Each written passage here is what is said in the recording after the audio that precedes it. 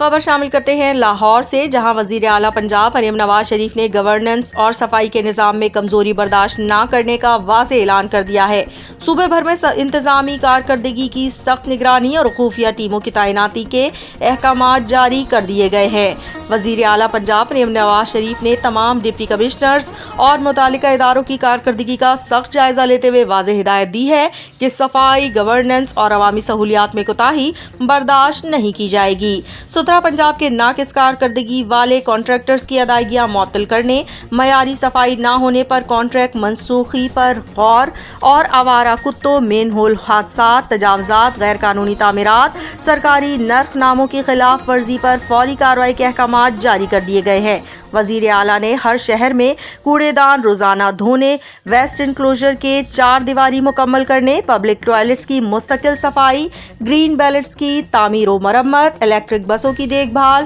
Street lights, land marking اور خطرناک بجلی کے تار ہٹانے کے لیے سخت اقدامات کا حکم دیا ہے۔ انہوں نے خبردار کیا ہے کہ مسلسل ناقص کارکردگی پر متعلقہ ڈپٹی کمشنر کو تبدیل کر دیا جائے گا، جبکہ پنجاب میں نیکسٹ لیول گورننس اور 100% نتائج ہر صورت درکار ہیں۔